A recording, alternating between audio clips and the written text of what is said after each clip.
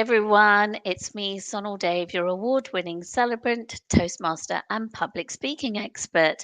And I'm really, really pleased to say that it's just been wonderful doing all these interviews with individuals from all walks of life, sharing their experience, their knowledge, and just educating all of us so that we can become more aware and understanding of those that are around us, sitting next to us, next door to us, who have neurodiverse conditions. So I'm really pleased to say that I've got the wonderful Jo Richards, and I'm going to give her a round of applause as I invite her up to join me. Hi, Jo. Hello, thank you very much. It's so lovely that the passion and the reason why you're bringing us all together. And, as soon as we can be a bit more understanding with each other, or maybe see a different perspective, it just opens up our hearts a lot more, I think. And so, yeah, thank you. It's amazing the work that you're doing. And thank you for inviting me. I feel very honoured. Oh, thank you so much, Jo. Now, Jo, we have had a little bit of a chat and I know a little bit about what you do. But for anyone who's watching now or might be watching later, who are you and what do you do? So my name's Jo Richards. I am a happiness coach. And what weaves in with that is that my superpower is ADHD. I do come with other gorgeous sprinkles. I've got a little bit of autism, a little bit of OCD, RSD, all kind of weaved in with the blueprint of my brain. And what I do is primarily I work with people with ADHD in the sense of most entrepreneurs and CEOs are actually people that have ADHD. So we are a small percentage of the world. But the reason we are drawn to those kind of jobs is because of the creativity and the superpower that it actually gives us. We can run multiple projects at the same time, and we are innovators and creative. We're kind of the people that have the ideas, and then if we are lucky enough to have an amazing support structure of teams in place that help us implement those ideas. So I kind of do a hybrid between what we would say is normal coaching, which is having insights, asking good questions, bringing out the answers that are within yourself. Everyone's got their own answers. It's just about bringing them forward. But I also teach kind of a long-term, small operating system, small tasks that you can use to tap into operating system. One, understand whether it's your inner wisdom that's in play or whether it could be one of your 10 saboteurs. So what we do with the operating system is very small techniques each day that are really, really easy and simple that you weave into your normal day. And it just makes that inner wisdom a lot stronger and makes all of those tiny little saboteur voices a lot smaller. We have to live with them, but if we're not aware of them, we can't make them smaller in our lives. And a lot of the stuff we do is unconscious. So I kind of bring awareness about that as well as ADHD. That's kind of my Jo, realm. I'm listening to you, Jo, and I'm just thinking, and I'm remembering some of the conversations that I've had with a number of people that I've interviewed already, some people who are not quite ready to interview just yet, but maybe down the line, as well as some people who I've just spoken to in the past. And I'm just looking at you and I'm going, how do you have ADHD and a sprinkle of autism and a sprinkle of this? I mean, there's a lot of people out there that have this image, don't they, of what somebody who has ADHD or autism or dyslexia or dyscalculia, what they look like. Where does that come from? So it's really interesting. I only discovered last year, so 47. So literally not August just gone, August before, that I had ADHD. And it was because my gorgeous son came bouncing down the stairs. He'd seen something on TikTok and he wanted to do like a test. So I said, oh yeah, sure. Went online, did a test, and he was off the scale. And I wasn't ready to process that information. And he said, Mum, have I got ADHD then? I was like, oh no, darling, it's a screenshot. Everyone gets that on the email. And off he went. And so then I was like, oh my gosh, he has. And then I was like, do you know what? I could have answered so many of those questions. And so for me, I then discovered I had ADHD. I was slightly under my son in the scoring process, but it led me on to then discover what I now know, that there are actually 7 types of ADHD, which types that I have, which types that he has, and a whole wealth of information. But what it made me do was ask the big question of, how have I got to this point in my life and not known this? And it's because of the misconceptions that we've been fed. I wasn't looking in the mirror and thinking I was a naughty little boy bouncing off the walls. My son does bounce off the walls, but he's not naughty. He's just got my energy. So I wasn't equating that information that we had, or I had, which was very limited, to things that were challenges for us. And so I've just put lots of support and structures in place over the years, thinking it was just something that was one of my quirks, not understanding that actually it's something that's part of a bigger community of people. So Yeah, and it's just so interesting to me because, I always talk about there is no one size fits all, and there isn't. You can be a grandparent, you can be a parent, you could be a young child of 2, you could be a teenager, you could be in your early 20s. And because there are so many different neurodiverse conditions, you know, how do you know which one you are unless you do a test? A doctor suggests that you should go for a referral. um, your auntie suddenly announces at a family party that she's been diagnosed and we should all go and get diagnosed as well. There isn't really a process as such, is there? It's almost like a gut feeling or a looking in the mirror moment or doing one of those tests. It's quite this it feels so unnerving to know that there isn't, for example, oh, I've got this condition, I'll have these 3 blood tests and it's going to tell me yes or no. But it isn't like that, is it?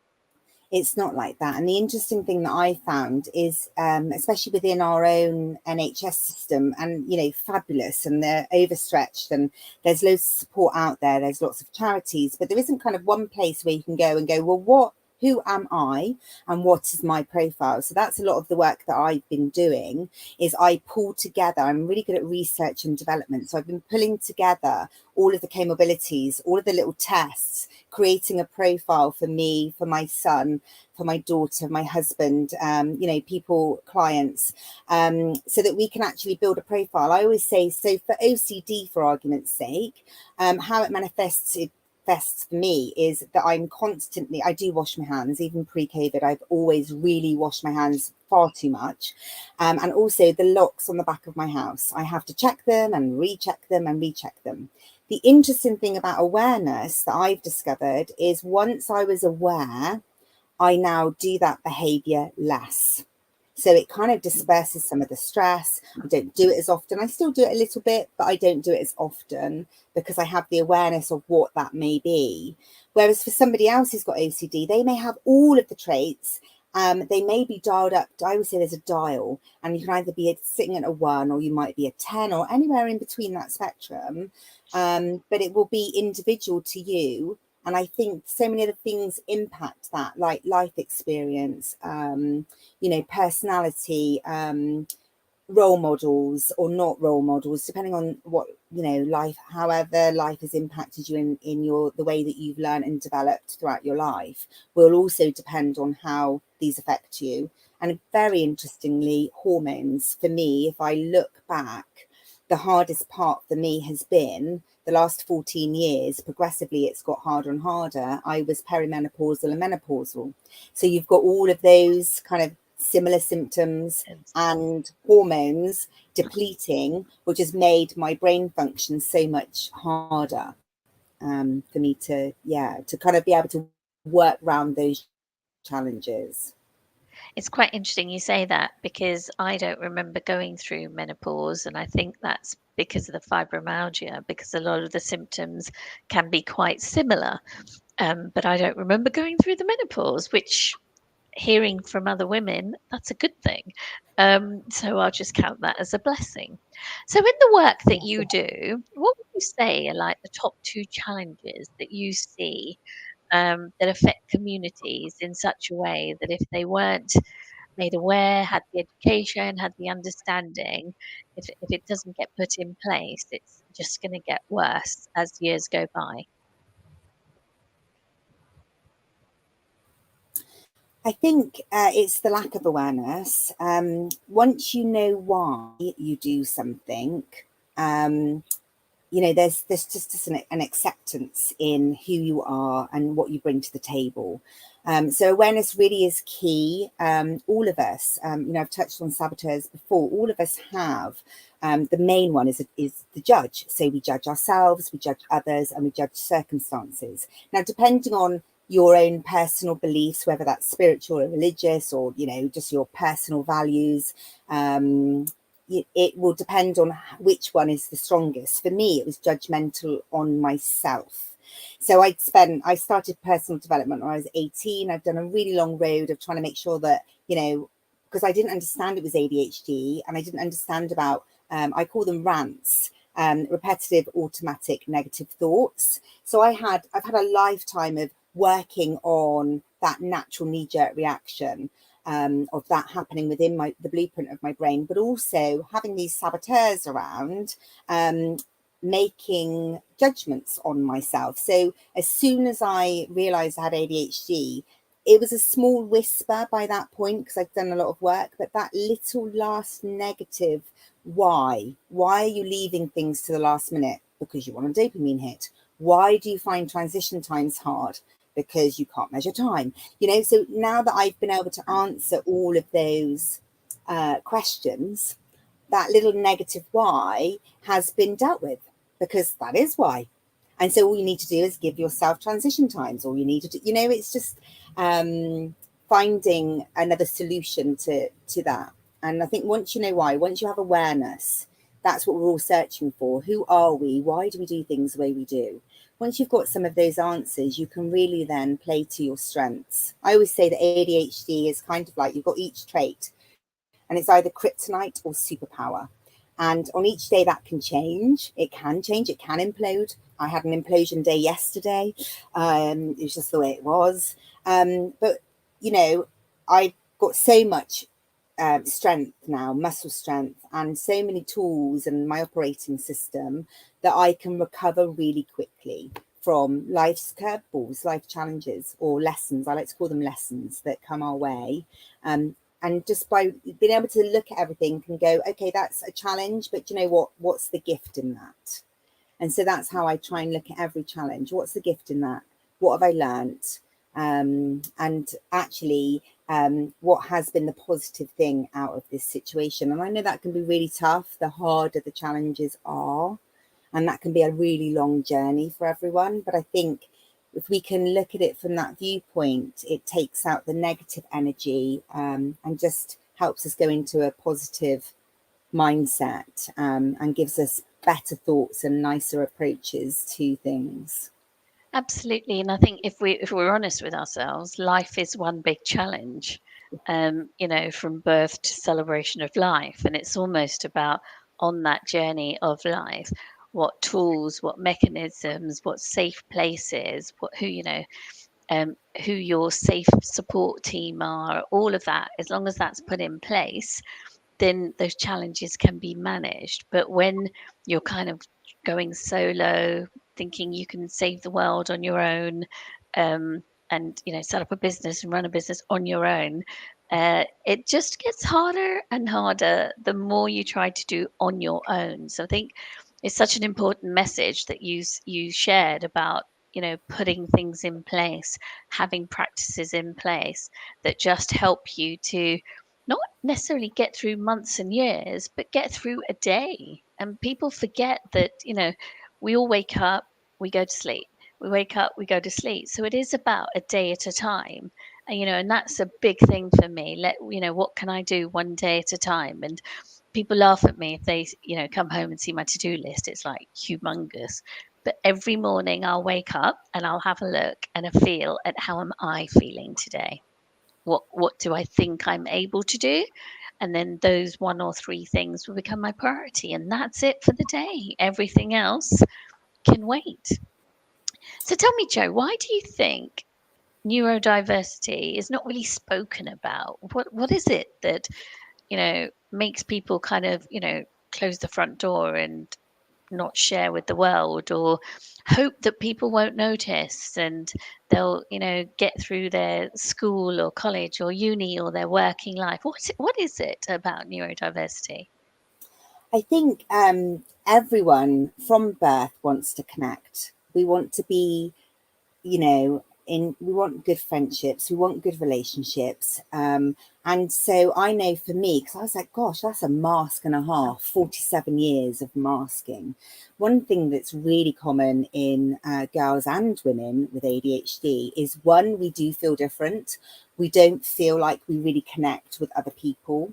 And that can be school, that can be work, that can be school playgrounds. It can be really tough environments.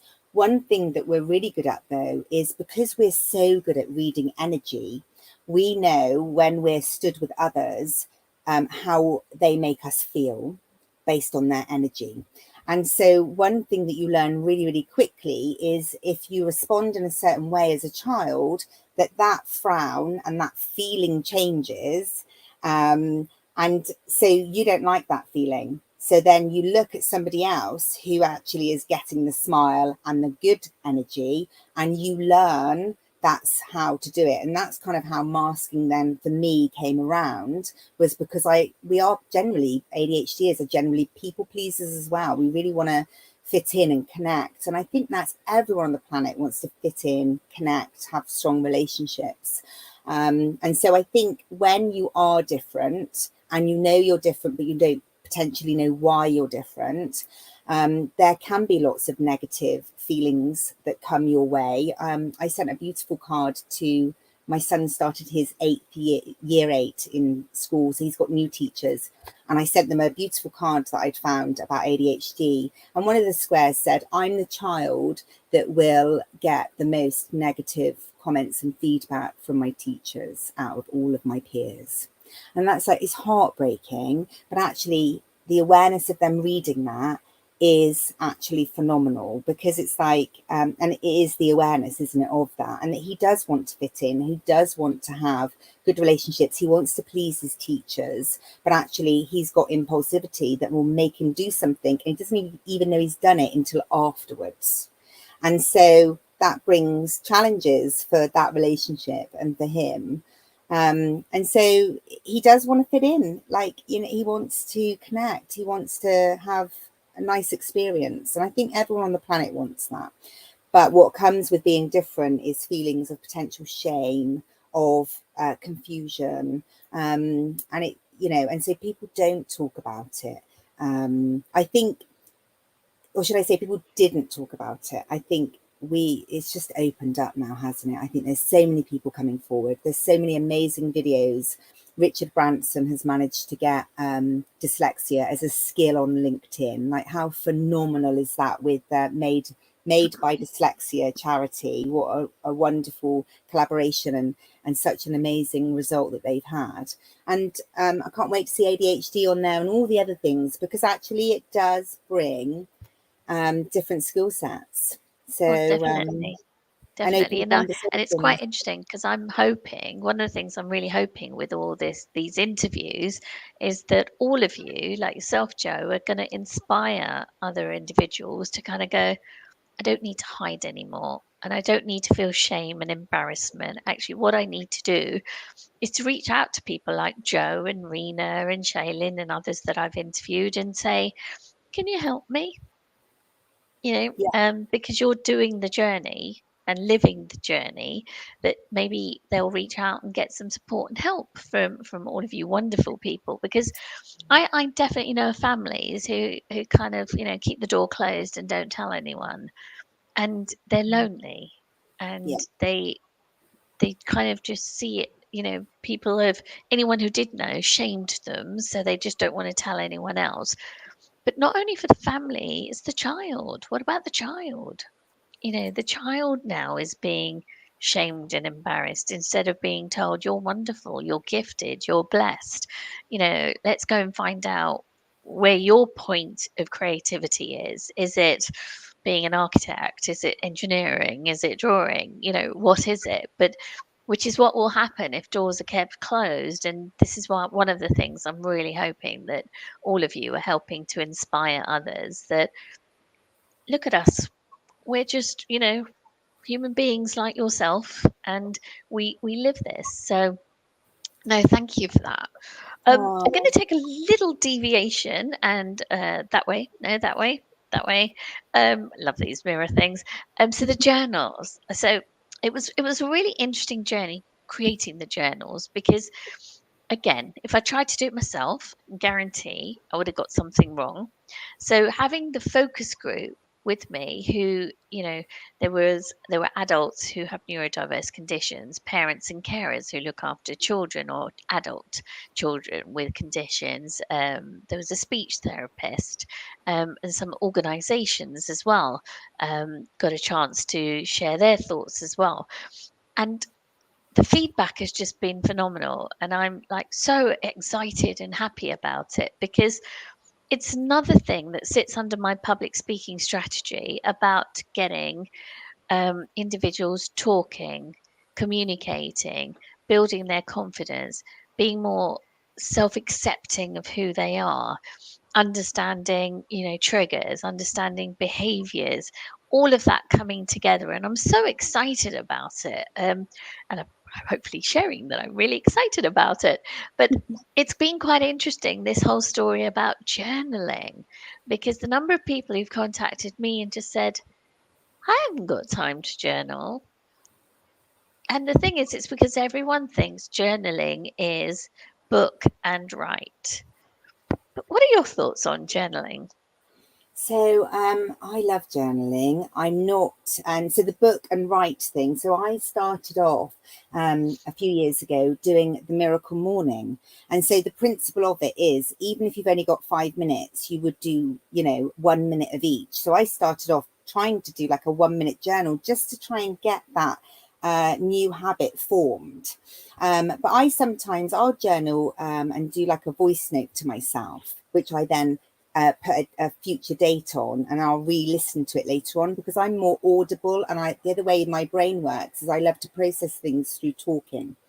So I do things like that, or I'll share insights and things like that in I've got another WhatsApp group, so it may be for my daughter or for my son, and I kind of changed journaling to be more of a voice and a listen type exercise for us, just because that's how we receive information in a really good way.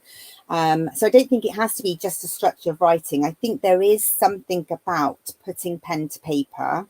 And I think, obviously, as we know, when your insight comes out, your wisdom comes out, and also what you can do when you're actually writing is you're leaving an imprint in your brain. So that's actually helping you to retain that information, especially if it's a really important thing that you need to bring out.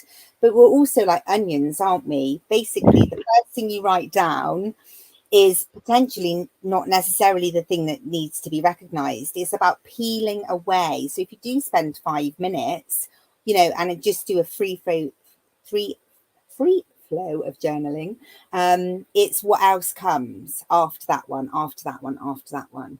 With the ADHD brain, it's a bit like in my mind, it's a bit like a popcorn machine. And so there's pop, pop, pop, pop, pop. There's like thousands of ideas and information and wisdom that comes really quickly.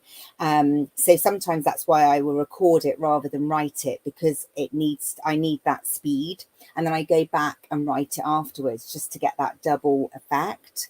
And then I also store it in my notes on my phone, because you can actually then go back really quickly and find that inspiration, or search by a word or by a date. So you've got it to your hand all the time. It's just vital. The answers are in you. It's about bringing them out. Absolutely, and I'm definitely a vocal communicator, and journaling through my voice every single day. If I have the opportunity, no, not if I have the opportunity, I always make the opportunity, should I say. And what was quite interesting working with the focus group was how, for some neurodiverse conditions, the structure really helps as well. Those, the what, why, when, how, you know, did you start it? Kind of, what triggered it? How do you feel? An important one. How did that make you feel? So almost understanding the emotion, and then the self-acceptance around that. And importantly, not for everything, but for certain things, taking it out of yourself and then being able to let go. Because sometimes the holding on that we do is actually so detrimental. And if you've already got a lot to think about and a lot happening, and sometimes it's fast speed and sometimes it's slow speed, and everything's just being bottled up, it will explode at some point. And it's about That's how your do you, kryptonite. yeah, Yeah. so absolutely. So then how do you manage that, whether it's the written? And for some, somebody who's dyslexic might turn around and say, actually, I prefer to draw. And that's fine. You can draw. Doodling is amazing. Doodling is an Yeah. amazing way to kind of journal. Yeah, for sure. So I've got mandalas in the journal, which are great. And there's one young girl who's actually in her first mandala. She actually wrote her name, her brother's name, her mum's name, her dad's name, and then in another one's colouring. Using it as a real focus, having to colour between the lines, and it's been quite interesting because the different colours you use as well have their meanings. So for me, it's a real powerful book that's going to help both adults and children, but a safe place as well, because that was really important for me, for them to have their safe place. They can write their name and it's their journal, and they can use it as they wish. It sounds So delightful. The other thing that I love is the little prompts. So with ADHD, we do forget everything as well. So if you've got that safe place in the journal, you've got the prompts for the days where your brain is not working. So it's like, what do I write about? And so that's phenomenal. And then also, like you said, it's and then once you've emptied your mind and done kind of, sometimes call it a brain dump. I know it's not the most eloquent way to call it, but once it's out and it's safe in the book, it's in one place, you're not going to lose it, you can just keep going back, and so that is just that strategy is worth its weight in gold. It really is. and Jo, for anyone who's watching now and might be watching later, how do they find you? Where do they get hold of you? So I hang out a lot on Facebook. I also play in Instagram, and I have a little bit of a moment with LinkedIn, because the work that I do does go across the spectrum of all of those social medias. For ADHD, I've created a free group. And within there, I've created guides, because we like things in bite size. So there's stuff to do with, sometimes with ADHD, you can't even get a doctor's referral. You can't get yourself to that place. You've got to pick up the phone. You just can't do it. So there's tips and tricks and voice notes. There's information. There's links to charities that can support. There's just, it's just a whole hub of a place where you can ask any question you like. It's a really lovely community of people either thinking they may have ADHD, or they may be working or love someone that's got ADHD. But it's just a resource and a place where you can find out a lot more. And also I share lots of resources, people, places. So it's kind of like a one-stop shop for ADHD is how I like to describe it. And when we do share the videos out again, I will make sure that all the links are in there, so that if anyone wants to connect with you, they can do it that way. So it's time for the quick fire round. And starting with, what is your favourite animal and why? Okay, my favourite animal, oh gosh, I'm having a conflict already. Koala. Why? So I was given, as a very young child, I was given a cuddly toy of a koala, and I was just like, gosh, it's the cutest thing. And then as I became older and I started watching things like Star Wars and Obi-Wan Kenobi, and which one's this is my ADHD brain right there, the little cute one with the the wise one. He wasn't Obi-Wan Kenobi, was he? Yeah, no, brain gone. But anyone Sorry. who's watching, do let us So, know. yeah, do let us know. So loved that character. And so for some reason, just they're cute, they're cuddly, they just I think they're adorable. Oh, I think I know what you're going to say to this one, but I'm going to ask it. If you could do one thing to change the world to be a better place, what would that be? If I could do one thing to change the world, remove any judgment from anybody, anything, from themselves, situations. Like, I know you need a little bit, you need to kind of have awareness, but if we could remove judgment and just always lead from our heart and have kindness for others, yeah, that would be, gosh, sound like John Lennon, but it would be pretty phenomenal. It would be awesome. I'm got my fingers crossed on that one. And final question: who is your favorite superhero and why? Who's my favorite superhero? Oh my gosh, that's a tricky one. Who's my favorite superhero? I do, obviously, I grew up with Wonder Woman. Um, so that was quite a long time ago. Yeah, I just think, do you know what? It's really difficult because I had Wonder Woman and Superman, because I'm just like, do you know what? We're all equal. We're all the same. We all want the same things. Everyone is their own superhero, their own expert. We know. We just need to learn to trust in ourselves a bit more and our own intuition and our wisdom. So I think it's going to just, I'm going to have to say that, even though those characters are there, I think that just represents every human on the planet. So I think everyone's a superhero. And it's interesting you say that, isn't it? Because they all have that costume.